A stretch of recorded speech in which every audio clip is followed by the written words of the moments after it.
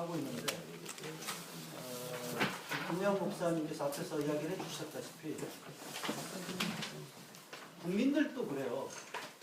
참 김영 목사님 제목이 보증맞은 주권이던데 자신의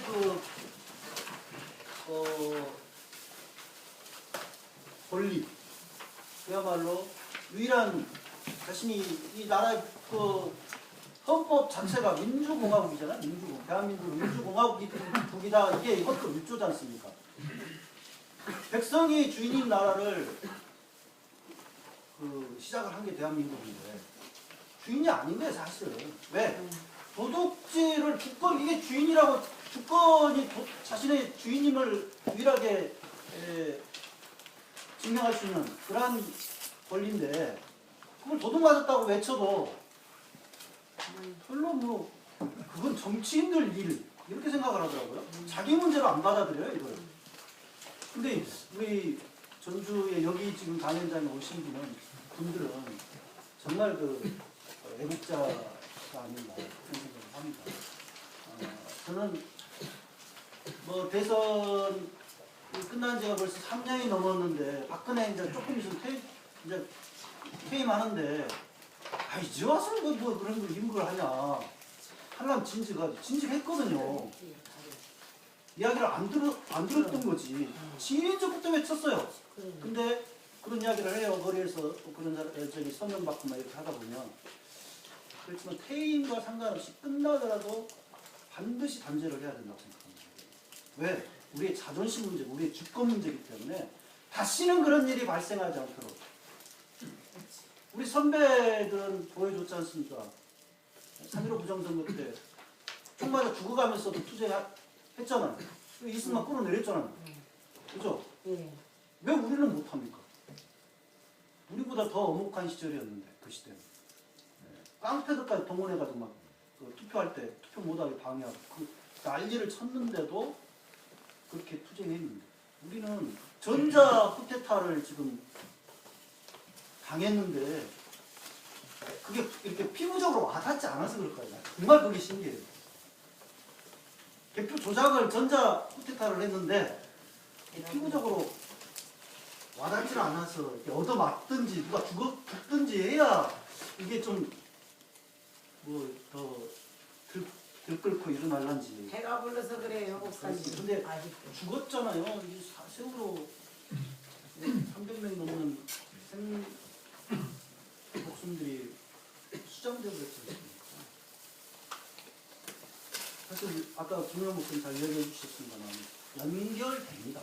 그게 별개의 사건이 아니거든요.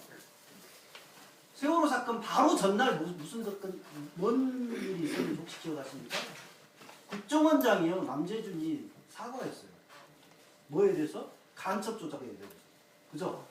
초유의 사건입니다. 국정원장이 대국민 사과를 했어요. 바로 그 다음날 사건이 있어요. 그 전에는 계속 국정원의 대선 개입, 투쟁이 있었죠. 다 연결됩니다. 제가 할 말이 굉장히 많습니다. 다 못합니다. 이 시간, 짧은 시간에 이야기 못하고요. 제가 참 여러분들과 똑같은 평범한 시민입니다. 그냥 개신교 목사이면서 여수에서 이렇게 하는데 평범한 시민이에요. 저도 개표에 관심이 별로 없었습니다. 물론 이제 대선 개표 방송은 끝까지 봤죠. 근데 여러분들 집에 TV 가지고 계신 분들은 갖다 버리시기 바랍니다. 오늘부로 부탁드립니다. TV가 다 사람 망칩니다. TV를 좀 안 봤으면 좋겠습니다. 특히 개표 같은 거는요, 직접 현장에 가서 확인하십시오. 개표 현장 한 번도 안 가보셨죠? 가봤어요. 가보셨어요? 여기 오신 분들만큼은 최소한 이번 4.13 총선 때 개표 관람증이라도 받아가지고 보통 운동 경기장 같은 데서 체육관 같은 데서 하거든요. 개표 관람증을 달라고 하면 줘요. 개표 관람증을 받으셔가지고 받은 사람들은 목에 표창을 걸고 들어갈 수가 있어요. 그래서 다 볼 수가 있습니다. 어디에 가서 받을 수 있나요? 선관위에 신청하십니다. 그 현장에 그냥 바로 가서도 아마 개표 관람하는 사람이 거의 별로 없기 때문에 관람증 얻을 수도 있겠습니다만 혹시 모르니까 미리 전화하셔서 신청하시면 됩니다. 개표 관람을 국민들이 많이 지켜보면요, 걔네들도 좀 긴장하죠, 당연히. 네. 국민들이 TV 모니터만 보고 있어요. 18대 대선 때 당한 건 바로 그 점입니다. TV 모니터만 봤지 직접 개표 현장을 간 사람들은 거의 없죠. 거의 없죠. 그래서 개표가 어떻게 이루어지는지 잘 모르지 않습니까? 우리가 실제 현장을 화면을 보여주던가요? 개표 현장 잘 안 보여주죠. 네, 거의 이 잘. 현장 갔더라도 예. 아까 이사님 말씀하신 대로 이미 그 다른 데서 지금 조작을 하고 있는지 그걸 어떻게 알아요? 그래도 지켜. 이제 그 말씀 드릴게요. 그러니까 아까 이제 김영 목사님은 중앙선관위 전산센터에서 문자 서버를 통해 가지고 개표 조작을 했을 것이다 지금 그렇게 말씀을 하셨는데 저도 이제 그렇게 의심을 하고 있습니다. 근데 이제 개표 현장이 왜 중요하냐면요. 개표 현장에 개표 상황표 있잖아요. 아까 개표 상황표 가지고 이야기하셨잖아요. 그죠? 여기도 지금 두 번째 장에 개표 상황표가 실려 있습니다. 실제 대선 개표 상황표입니다. 이거. 이렇게 생겼어요. 개표 상황표가. 여기 오니까 개표 상황표가 뭔지 개표록이 뭔지 투표록이 뭔지 막 이상한 소리를 이야기하니까 처음 듣는 이야기라 좀 이게 뭐지? 이렇게 생각하실 수 있는데 개표할 때 이 공문서입니다. 공문서. 근거를 남기는 거죠. 네. 이런 것들을 이제 개표 상황표 같은 게 특히 게시판에다가 개표 현장 게시판에다 게시를 해요. 그러면 사진도 찍어놓고 나중에 조작질을 하면 이것과 대조를 해볼 수가 있지 않습니까? 네, 그리고 개표 현장에 가가지고 참관인들이 제대로 참관을 하는지 아니면 선관위 직원들이 개표를 제대로 규정에 따라 하고 있는지 등등 뭐 촬영도 할 수 있으니까 멀리서나마 그래도 찍어놓으면 개표 현장 분위기나 이런 것들이 다 확인이 되지 않습니까? 나중에 문제가 됐을 경우에. 특히 혹시 선거에 누구 특정 후보를 지지하고 이렇게 관계 있는 분들은 개표 현장 반드시 영상 촬영해 놓으십시오.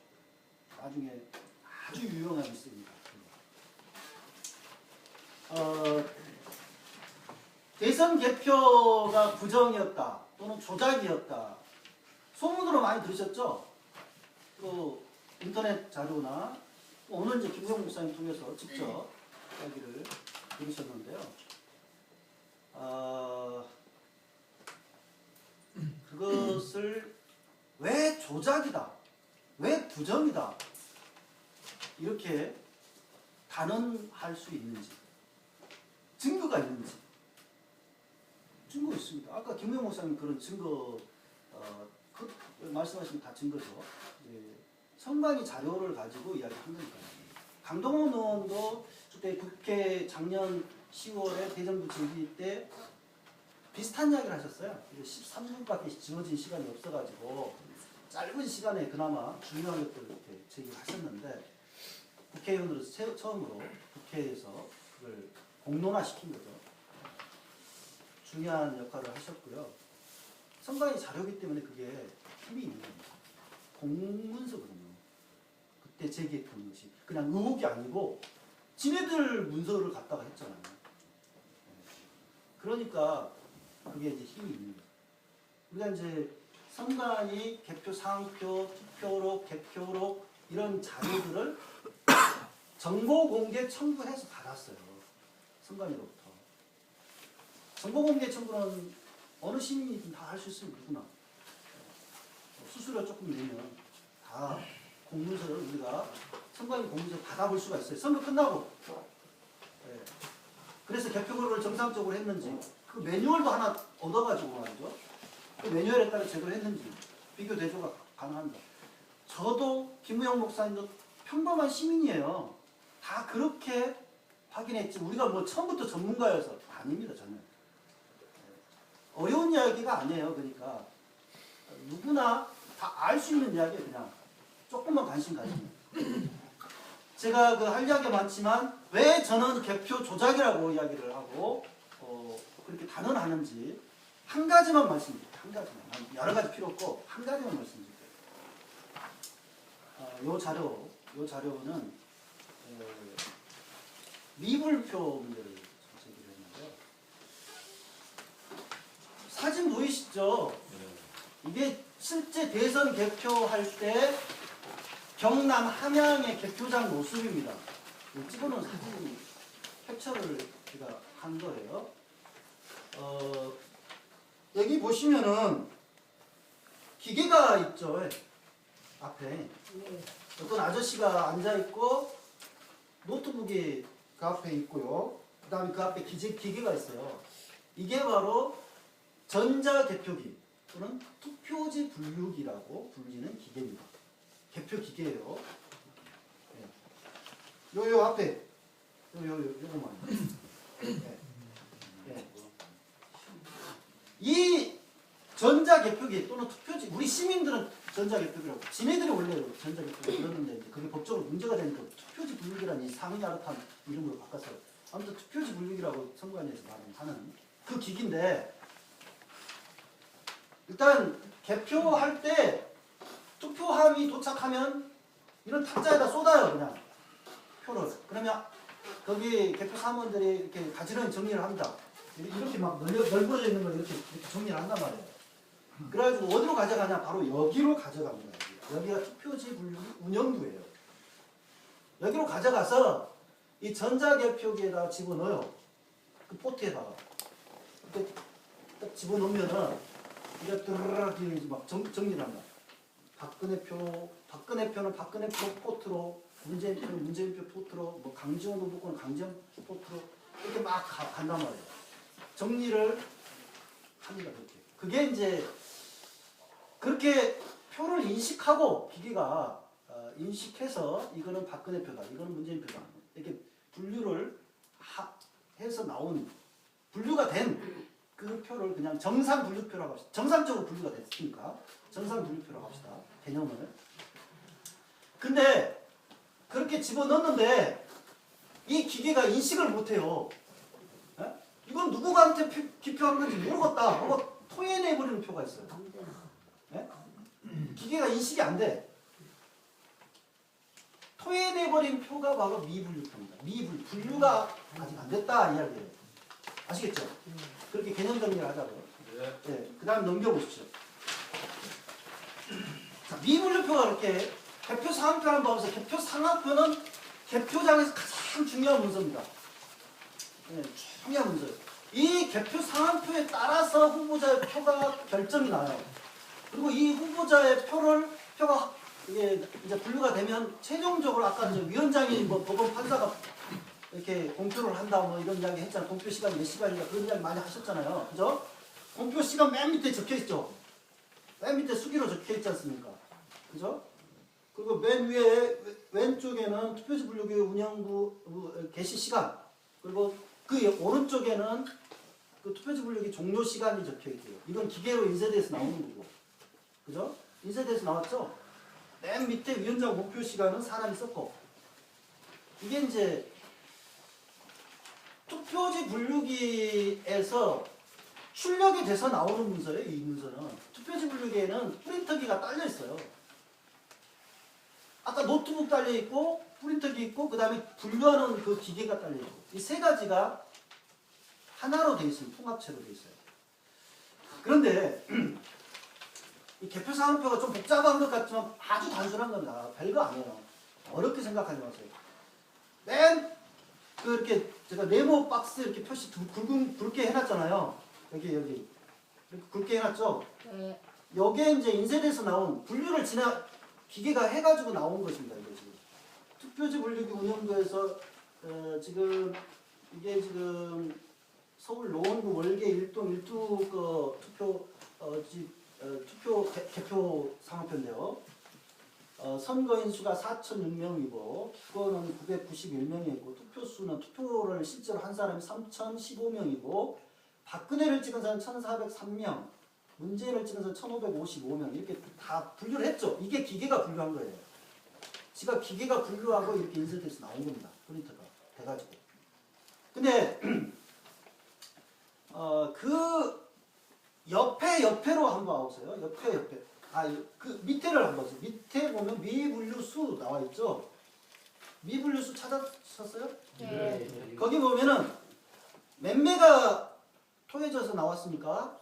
49매를 기계가 인식 못해서 이거는 누구한테 기표한 건지 모르겠다 하고 토해낸 버린 표예요. 49매. 그러면 이 49매를 심사집계부가 있어요.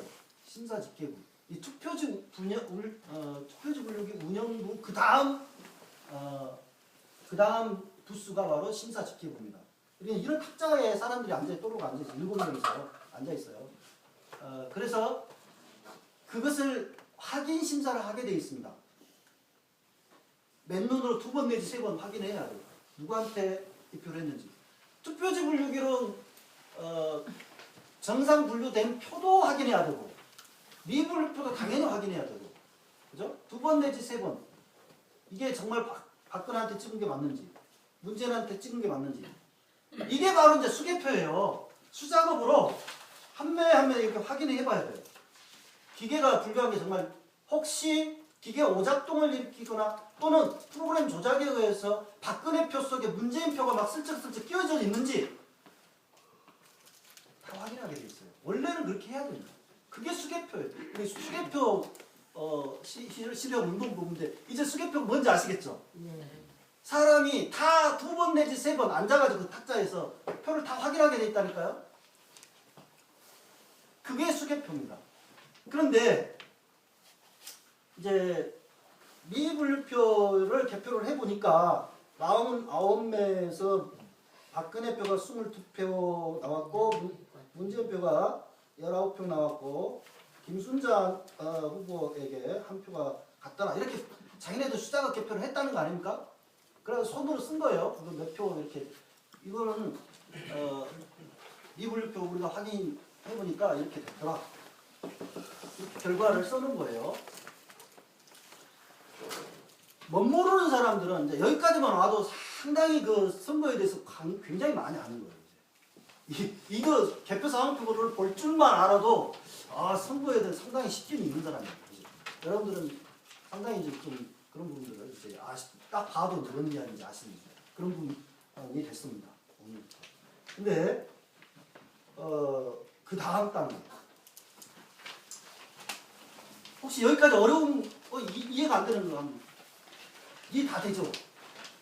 어렵습니까? 네, 없습니다. 예. 다릅니다. 예, 어렵지 않죠. 자, 이게 이제 그럼 왜 개표 조작이냐? 뭐 다 했네. 이거 보니까 뭐 정상적으로 했구만. 물론 이제 투표수와 투표용지 교부수의 차이가 마이너스 4표가 나왔어요. 그러니까 투표용지를 투표장에 가면은 이렇게 교부를 하잖아요. 나눠주잖아요. 주민등록 신분증 제시하면 나눠주지 않습니까? 그 교부예요. 표지를 받아서 기표를 하잖아요. 그런데 3,019매를 교부를 했어요. 근데 투표수를 확인해보면 3,015매. 지금 4매가 덜 나왔어요. 발표할 때 보니까. 이게 이제 왜 이런 차이가 발생하냐. 아까는 더 나와서 문제, 그건 유령표고.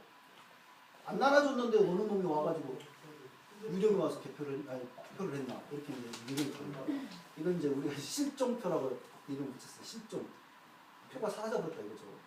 분명히 나눠줬는데. 투표 앞에 기표할 때 선관위 직원 지키고 있죠. 지키잖아요. 투표한. 네. 기표를 제대로 하고 있는지 확인하는 거거든요. 투표지를 투표 안 하고 가지고 나가버리는 사람들이 있을 수 있어요. 있겠죠. 있을 수 있어요. 꼬치마에 몰래 집어넣고 투표 하는 척 하면서 가지고 나가. 가지고 나가가지고 팔아볼 수도 있어요. 그치? 범죄죠. 엄청난. 네? 아마 이제 아무튼 이렇게 마이너스 3회가 나온 건 이건 조사를 해봐야 되는 상황인데 아무튼 그런 의미예요. 그런 의미라는 것만 설명드리고요.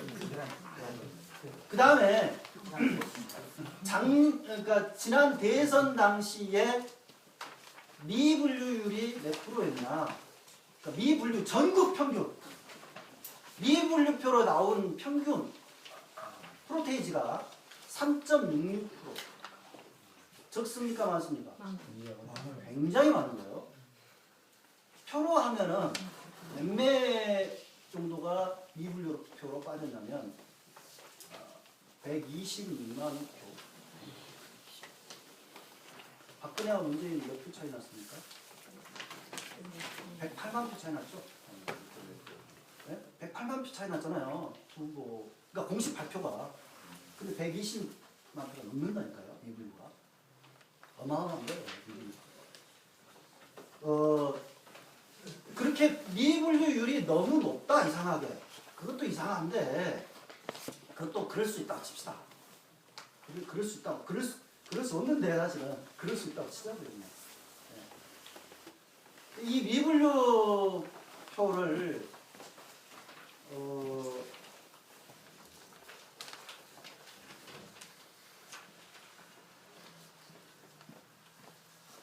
자, 미분류율 자체가 이제 그 전국 평균은 3.66%였지만 여기서 가까운 정읍 가깝잖아요. 정읍 같은 경우는 뭐 52%가 미분류율이 나왔어요. 부산 북구는 아마 60%가 넘었던 걸로 제가 기억을 합니다. 뭐 이렇게. 또 이제 여기 사례를 서울 삼성 이동 2투 미분류율이 23.4% 나왔고, 정읍 신태희는 1투, 그러니까 정읍의 한 투표구가 54%, 부산 북구가 부재자에서 63%. 네. 그렇게 이런 지역들이 많아요. 미분류율이 이상하게 너무 높은 그런 지역들이 굉장히 많이 있는데, 아무튼 이제 그것도 이제 넘어가자고요. 그러면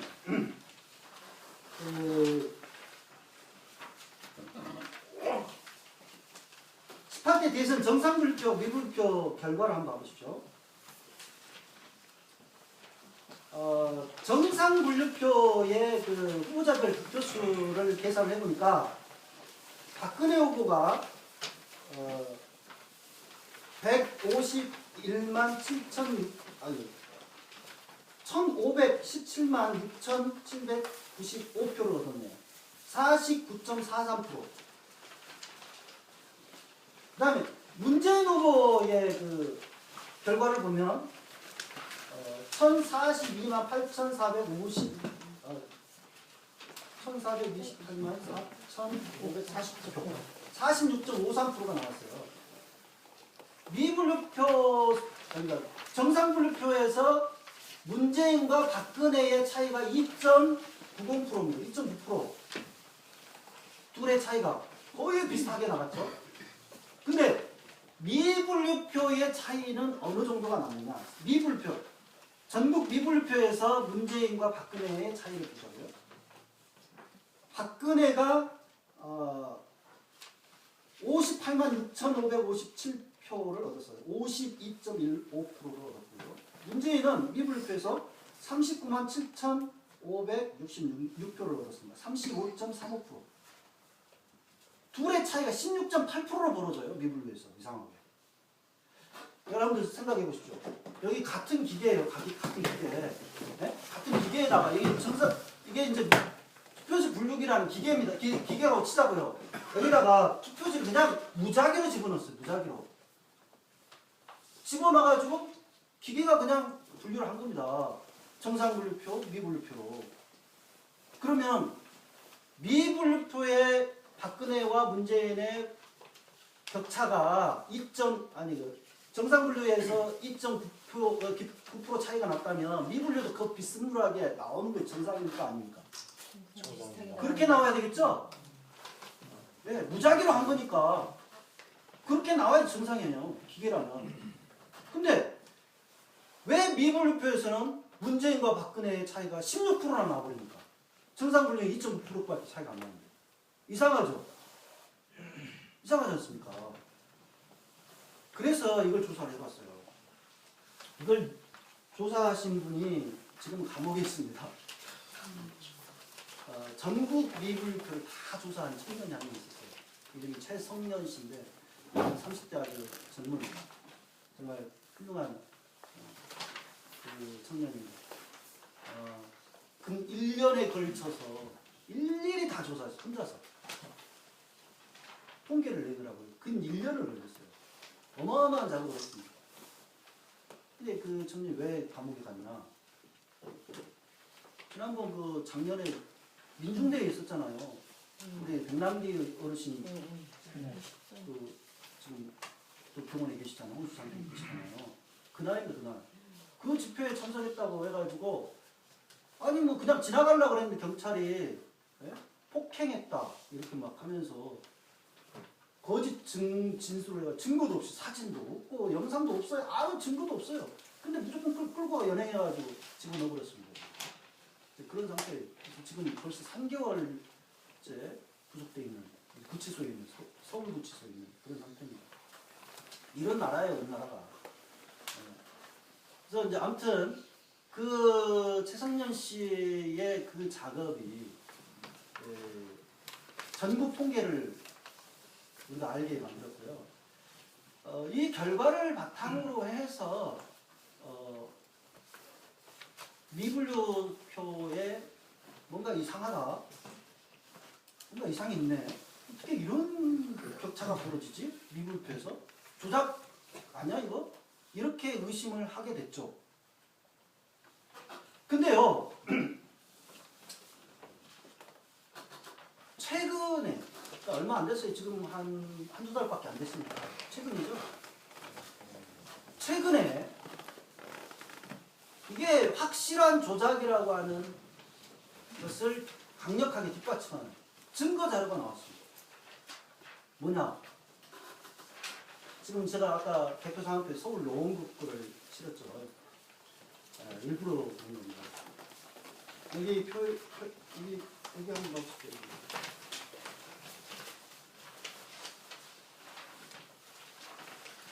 여기 보면은요, 서울 노원구 미분표 결과, 이게 17대 대선 서울 노원구 미분표 결과를 서로 만든 겁니다. 어떤 확실한 증거 자료가 나왔다라고 하는 거냐? 17대 개표 사항표를 입수했어요. 17대 대통령 선거에 서울 노원구 개표 사항표를 입수를 했습니다. 제가. 이게 희귀자료예요, 희귀자료. 왜냐하면 개표 사항표, 투표록, 개표록 이런 선거 자료였잖아요. 이거는 당선인의 임기 중까지만 보관하게 되어 있습니다. 임기 중. 그러니까 이명박이 이미 퇴임해가지고 이거는 선관위도 안 가지고 있는 자료예요. 정보 공개 청구해봐도 없다고 그럴 겁니다. 그러니까 개표 조작을 하는 거예요. 그런 자료를 없애버리고, 그러니까 국민들이 알 길이 없고. 근데 천만다행으로 정말 하늘의 도움과 그 자료가